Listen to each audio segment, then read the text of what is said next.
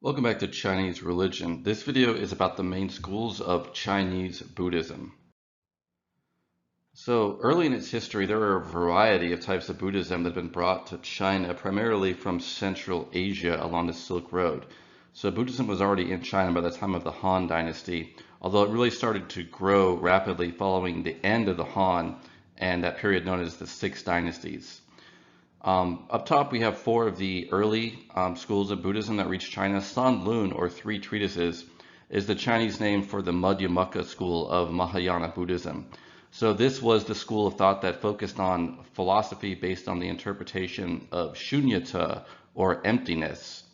Faxiang is the Chinese name of Yogacara, or the consciousness-only school of Mahayana Buddhism.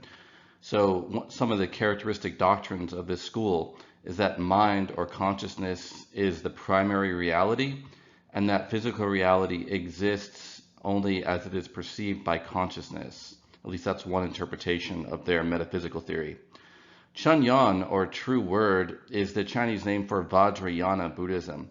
So Vajrayana Buddhism was primarily the main form of Buddhism in Central Asia, such as in Mongolia and later on in Tibet.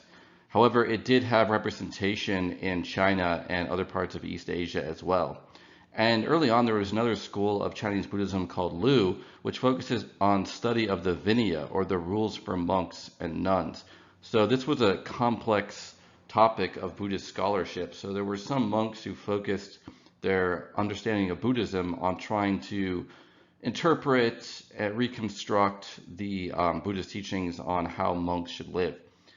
There are other four schools that became more predominant later in Chinese Buddhism, especially by the end of the Six Dynasties era. So Jingtu is Chinese for pure land. This was one of the primary types of Mahayana Buddhism, focused on prayer to Amitabha Buddha for the sake of rebirth in a pure land, from where it would be easier to attain nirvana. Tiantai is based on the Lotus Sutra, so this is another Mahayana school. And the Lotus Sutra is a text that promises like a direct path to nirvana or salvation, portrays its wisdom as higher than that of other sutras. What was going on in Mahayana Buddhism by this time is that some of the Mahayana sutras themselves became objects of veneration or worship. And that's the case with the Lotus Sutra. The Lotus Sutra also advocates worship of the Bodhisattva Avalokiteshvara, who's known as Guan Yin in Chinese. Huayan is one of the first, if not the first, school of Buddhism to originate in China. There were Theravada and Vajrayana Buddhists early in the history of Buddhism in China. Theravada mostly died out. Vajrayana did continue as a kind of minority tradition. The main schools of Buddhism which prevailed were all Mahayana, and Huayan and Chan were no exception. So Huayan is based largely on the teachings of the Flower Garland Sutra, and one of their core doctrines is the interconnectedness of all beings in samsara. The Chan school, also known in the West especially by its Japanese name Zen, is the meditation school that advocates practitioners, both monks and lay people, should practice meditation for the sake of attaining nirvana as soon as possible. The picture on the right is of the three worthies of Huayan Buddhism. These are three enlightened beings: Manjushri, Vairochana, and Samantabhadra. This picture is taken from Datsu in China. It's common in Chinese Buddhism to see altars or images of three Buddhas, although the most common version of this Buddhist trinity is the Shakyamuni Trinity, which we'll explore later. This is the trinity of enlightened beings that's most common in Huayan Buddhism specifically. Jingtu, or Pure Land Buddhism, started as a Mahayana school in the 1st century AD or CE. So the Chinese name for it literally means pure land or pure earth. The idea of the pure land is that there's a whole world or realm created by the Buddha Amitabha, who's called Amitabha in Chinese. And this is a realm where beings can pray to Amitabha to be reborn, so after their death in this life. And it's not the same as heaven or as enlightenment. It's kind of like a heavenly world. It's not the same as experiencing parinirvana after death. But the idea is it's better to rely upon the power and wisdom of the Buddha Amitabha. A lot of followers of this school of Buddhism say that because the Dharma has reached its end stage, it's no longer possible to attain nirvana on your own. This is called Mo Fa, or the end times in Buddhism. The basic idea is that the Buddha, after he teaches the Dharma, people's understanding of it declines the further you are out from the Buddha's actual teaching of it. So there's a kind of natural impermanence in people's understanding of the Dharma itself. And so, because we're living so far away from the Buddha's own time, the best you can do is pray to another Buddha, Amitabha, for rebirth in this Pure Land, where he will teach you the Dharma directly. And from there, it will be easier to attain nirvana, as well as being just a much more pleasant type of realm. You can see the way it's depicted in the image on the right. It looks similar to the way a Buddhist heaven would be depicted. So Amitofo is the Chinese name of Amitabha. And this is based on the idea of what's called other power, that you pray to a Buddha and the Buddha helps save you through his or her grace. So it's kind of similar to this idea of relying upon a god or a goddess to help save you, to help with your enlightenment. There's a practice called Nianfo, which is reciting a mantra honoring the name of Amitofo Buddha. This is a very common practice in Chinese Buddhism generally, and it started with this Jingtu school. So they actually have a prayer bead or mala, traditionally of 108 prayer beads, because 108 is a sacred number in both Buddhism and Hinduism. And the idea is if you chant the name of Amitabha Buddha enough, then you can be reborn in the Pure Land.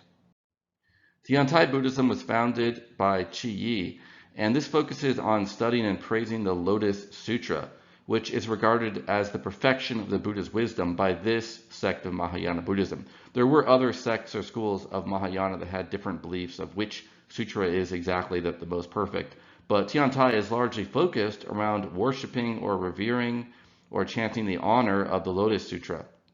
So instead of chanting a mantra praising Amitofo Buddha, you chant a mantra praising the Lotus Sutra itself. There's also devotion to the Bodhisattva Avalokiteshvara, or Guan Yin. Avalokiteshvara is the Sanskrit name for the Bodhisattva of compassion. In Chinese Buddhism, Avalokiteshvara is primarily depicted as female. So you can see the icon on the right. This is definitely a goddess. The iconography seems to be influenced, or similar to, anyway, what you see in Taoism, with depictions of goddesses or female spirits. For example, Wei Huatsun, who's traditionally regarded as human, she might be legendary, but she is a kind of founder of a Taoist sect. She gave her revelations onto a later follower, appeared as a vision. The way she's depicted is somewhat similar to Guan Yin.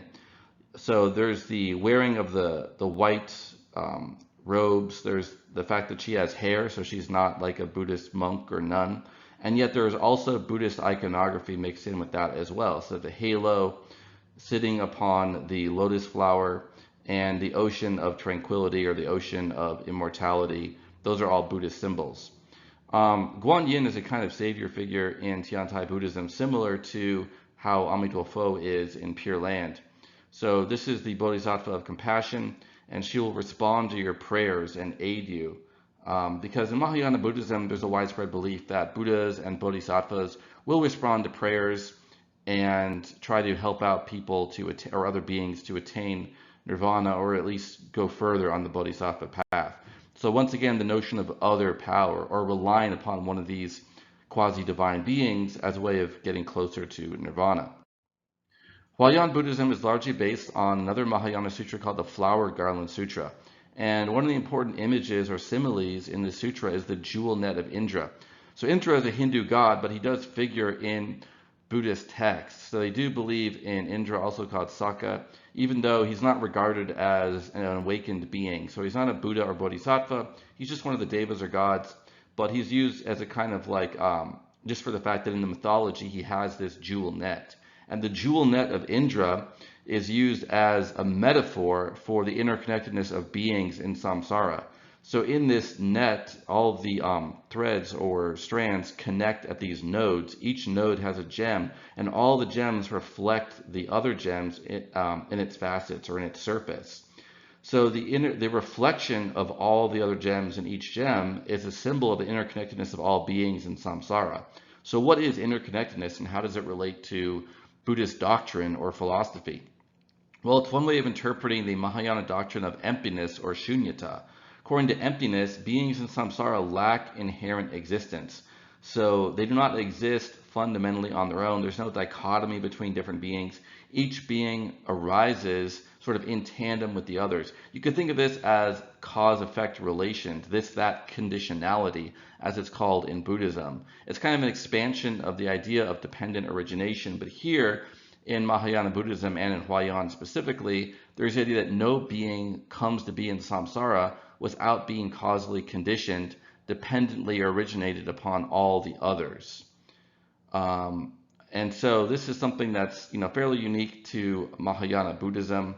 So I think the way it developed in China is also shows the influence of the native Chinese philosophy or thought. So original Buddhism didn't emphasize so much, at least not to this extent, interconnectedness, because each being has their own karma and they have to work out their own salvation, so to speak, through purifying their own actions and so on.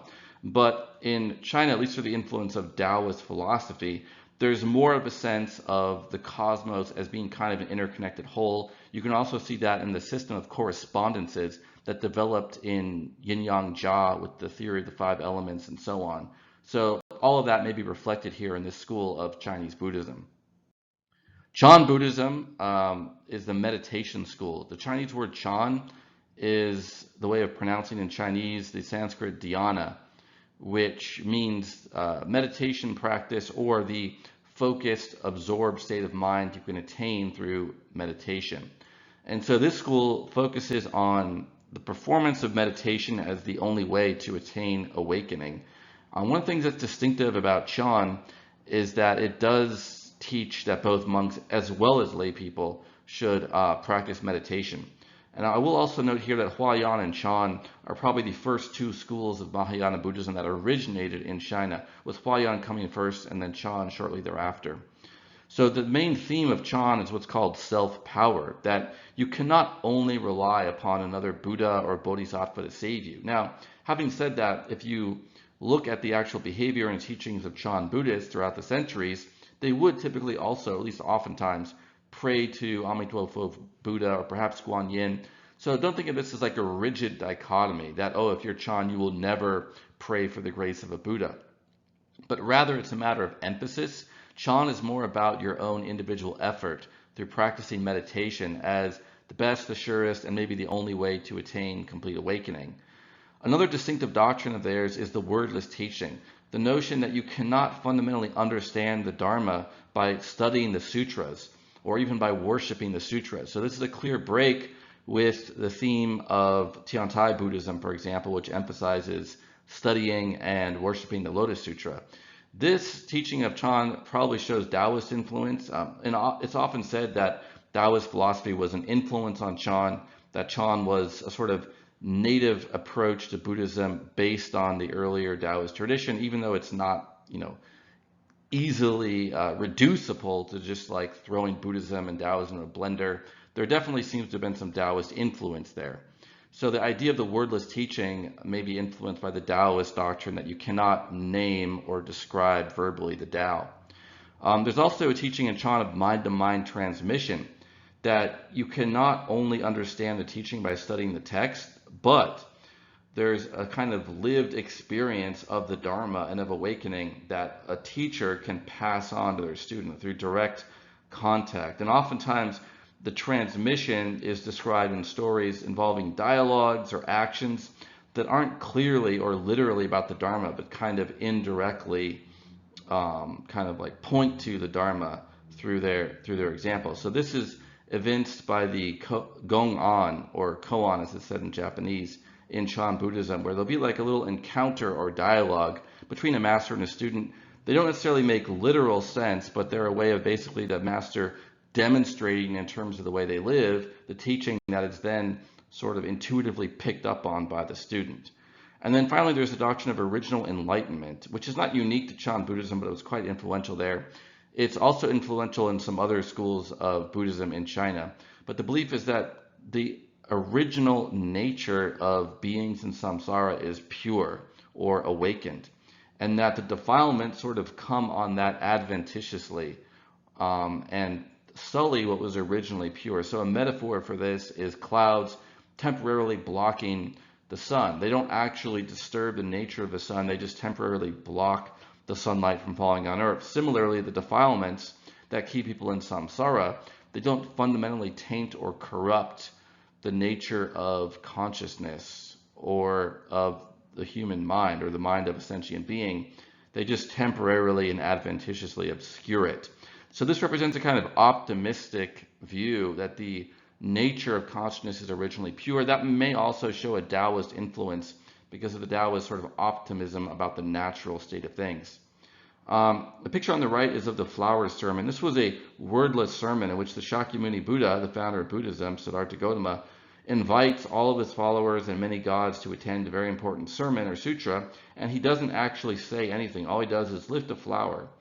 And only one of his followers that are gathered there, Mahakashyapa, who's regarded as preeminent in wisdom in Buddhism, he understands the wordless teaching. So the flower is a symbol of the kind of sweetness and beauty and purity of awakening. And it cannot be described through words. It can be indirectly pointed to through gestures such as this. And Mahakashyapa, according to the traditional Chan story, becomes the first patriarch or master of the Chan school. And then he passes on that wordless teaching to other of his followers. There's also a lot of traditions in Chan Buddhism about an Indian monk named Bodhidharma, who was one of the later followers of this Chan tradition that goes back to the Buddha and Mahakashyapa, and he brought this dhyana or Chan meditation school to China sometime after 500 CE or AD. So one of the stories told about Bodhidharma is that he practiced quote-unquote wall contemplation in a cave near Shaolin Monastery on a sacred mountain in China. Well, this is a later depiction of him doing this. I believe this one's from Japan, but you can see he's just looking at the side of the cave. This is often interpreted as him just using the side of the cave as a kind of way to empty his mind. He's not going to focus on anything particular. He's just trying to attain awakening, not distracting himself by the senses. But also it's a testament to his dedication. He was able to sit in this one position, unmoving, for untold hours and days. According to the tradition, he also died in 532 CE. Now, the Chan account is that he was the first Chinese patriarch of Chan, but the 28th in succession going back to Mahakashyapa and the Buddha. Now, if you look at modern historians or scholars who look at this, like John McWhorter, who wrote a book called Seen Through Zen, he also has another book based on his dissertation that's about the early history of Chan in China. There's evidence that Chan actually started in China, not in India. As far as why they would have claimed that it started in India is because India is the source of Buddhism. So it makes the school seem more authentic if the lineage actually goes back to the Buddha himself. Bodhidharma, though, may have been a real Indian monk. There are early texts that reference him, although not in an explicitly Chan context. So during this time, even as late as the 500s, there were still Buddhist monks traveling as missionaries from India to other parts of Asia. And this may indeed have happened with Bodhidharma. But probably he did not regard himself as a Chan Buddhist per se or the founder of the school, at least according to McWhorter. So there's many other tales and legends about Bodhidharma. These are not, for the most part, historical, but they do tell you about the school. There's one tale in which he crossed the Yangtze River on a blade of grass. So one way of interpreting this is the kind of light touch that an awakened being has on the world. They can literally kind of float over obstacles. You'll notice, by the way, in the depictions of Bodhidharma, he's generally shown with a bushy beard, bushy black beard, sometimes with dark skin and very large eyes. This is because he's regarded as a foreigner, someone from India. So by the standards of China, he would have been hairier, have a thicker beard perhaps, and wider eyes as well. The middle image is an illustration of the story of Bodhidharma tearing off his eyelids so he wouldn't fall asleep. So the tale is he's practicing his wall contemplation. He's getting very sleepy. He's worried that he will fall asleep and thus interrupt his meditation before he can attain awakening. So he decides, as an act of great discipline and willpower, to tear off his eyelids so he cannot fall asleep. The story continues that when the eyelids fall to the ground, they turn into tea leaves. Well, this is a metaphor, obviously, for the use of tea as an aid to stay awake and alert in meditation. And indeed, drinking tea is very widespread among Chan monks and other monks in Chinese Buddhism as well. And then a third story is that Huayan, another Buddhist monk, cut off his left arm to convince Bodhidharma to accept him as a student. The story has it that Huayan approaches Bodhidharma, has heard of his reputation for wisdom, but he's still inside meditating in the cave. And Huayan asks first time to be his student. Bodhidharma ignores him. He asks a second time. Bodhidharma still ignores him. So then, before he asks for the third time, he cuts off his hand or his left arm as a symbol of just how dedicated he is. He's willing to sacrifice everything for the sake of studying Buddhism and to understand reality. Well, at that time, it gets Bodhidharma's attention. He accepts him as a student. Now, interestingly, John McWhorter mentions the genesis of this tale in one of his texts.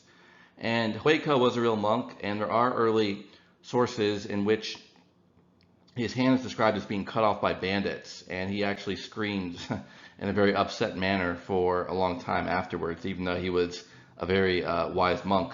And so that may have been the inspiration for this legend or this mythical tale. So Huayan was a real monk. He was an early founder of Chan, but probably historically his hand was chopped off by bandits and not by himself as a way of trying to get Bodhidharma's attention. However, this custom in a milder form does survive into later Chan, where some sects of Chan, even though Chan itself is a sect or school of Buddhism, it does have sub-varieties as well.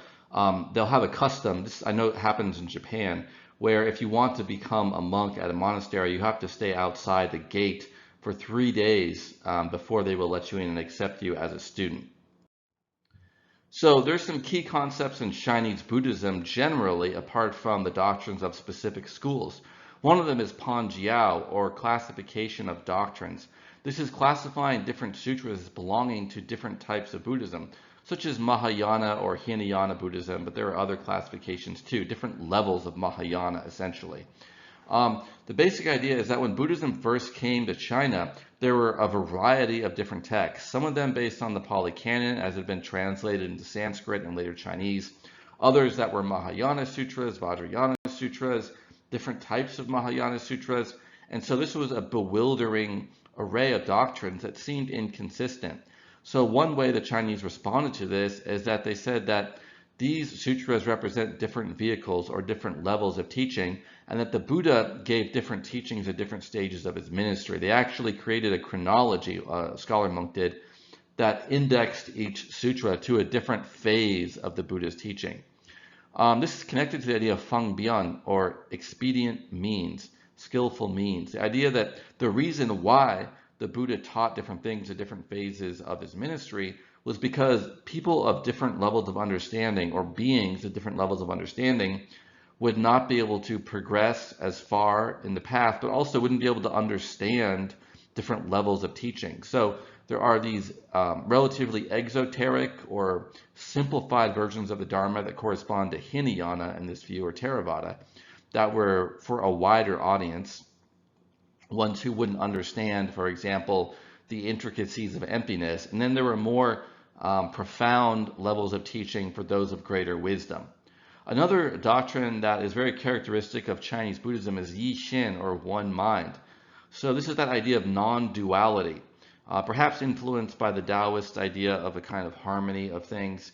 In any case, the idea is that if you see a strict dichotomy or duality between samsara or nirvana, between pure and impure, this is itself a sign of the unawakened mind. So the awakened mind sees the unity or wholeness of things, specifically that the consciousnesses of all sentient beings have the same pure Buddha nature, or Tathagata Garbha, at their root. Tathagata Garbha is a Sanskrit form of this concept of Buddha nature.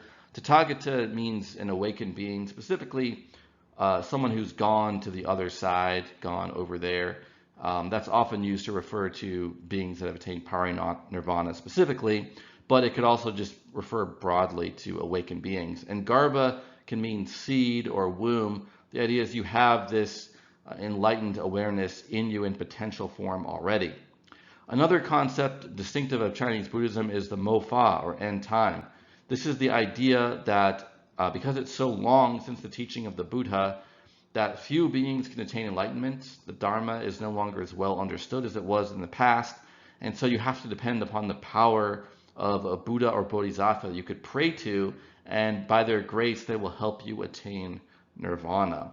And by the way, the image on the right is one way of depicting symbolically the idea of the Buddha nature within. Vimalakirti Sutra was a Mahayana sutra that became somewhat influential in Chinese Buddhism. It features a debate between the layman Vimalakirti, where he's arguing with a Bodhisattva, Manjushri, who's the Bodhisattva of wisdom in Mahayana Buddhism. And surprise, surprise, Vimalakirti actually gets the upper hand and shows that his wisdom is just as great, if not greater, than that of Manjushri. So this is basically expressing the Mahayana idea that even a layperson, someone, i.e., who still has a family life, they're not living as a monk, they may be married and have children, have a job, etc., they can still practice Buddhism fully, can still attain complete awakening, at least in principle. Now, keep in mind that in Mahayana Buddhism, just as in Theravada, the belief is that awakening is pretty rare. And so it'd be very rare for both monks and lay people to attain awakening. It would be something really profound and special.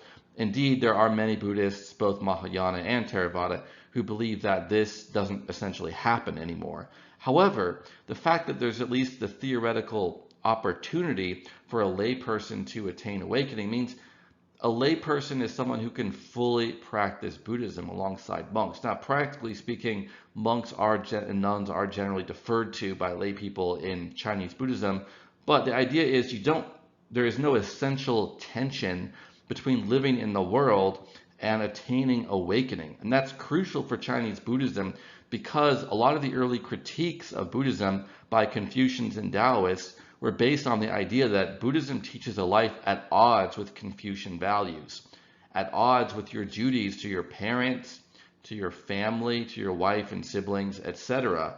And so this is a way of kind of having your cake and eating it too as a Buddhist. You can both fully practice the Buddhist path, but also take care of your filial piety or Confucian duties to your family and ancestors. Shakyamuni Trinity is the most common trinity depicted in Chinese or East Asian Buddhist temples. It's a trinity of Buddhas and Bodhisattvas. These include Manjushri, Shakyamuni, and Samantabhadra. Shakyamuni is in the center, probably because he's the historical founder of Buddhism. This is Siddhartha Gautama. And Manjushri, which is on the left of this image, is the Bodhisattva of wisdom, as previously mentioned. Samantabhadra is the Bodhisattva of meditation practice. So this is one example of that, an altar at Shaolin Temple in Henan Province, China. So in addition to the sects of Chinese Buddhism, there are these enlightened beings like the Shakyamuni Trinity and others, to a certain extent Guanyin, that are believed in and worshipped by many, if not most, Chinese Buddhists. Another one is Budai, which is one nickname for Maitreya Buddha in Chinese Buddhism. Budai literally means cloth sack. And it's a reference to a belief that there was this wandering hermit monk who carried his few possessions in a cloth sack, wandered, spreading the Dharma from village to village in the countryside. And this monk is regarded as an incarnation of Maitreya Buddha, who's called Milei in Chinese. So Milei Buddha or Budai is the so-called laughing or happy Buddha. He's the one shown with a jolly expression on his face, a big belly, etc. So this is often confused by non-Buddhists as depicting Shakyamuni Buddha or Siddhartha Gautama, but it's actually a different being. It's an incarnation of Maitreya, who's the next Buddha or the coming Buddha. And so in terms of the history of this being, it's a little bit shadowy, but he may have been based on or at least influenced by some god from Chinese folk religion. So you can see as Buddhism is coming to China, it's being definitely filtered through the lens of Confucianism, Taoism, and also the traditional Chinese folk religion as well. Another being unique to Chinese or East Asian Buddhism, not unique to, but prominent in, is Dizang. This is a Chinese name for the being Kshitigarbha, who's the Buddha of the underworld, essentially. The belief is that Dizang manifests in the hell realms to try to relieve the beings who are suffering there, relieve their pain. Now, in Buddhist cosmology, the hell realms are the place of maximum pain, just as the heavens are the place of maximum pleasure in samsara. By the way, heavens are not regarded as good as nirvana because the pleasure is not eternal, it doesn't last forever. There's other reasons too, unlike the bliss of awakening when you experience nirvana. But the hell realms are maximum pain. So a lot of beings have bad karma, they're going to be reborn there. The belief is that if you pray to Dizang, he can help you or your family members or ancestors or other people you care about in the next life should you have the misfortune of being reborn in a hell realm.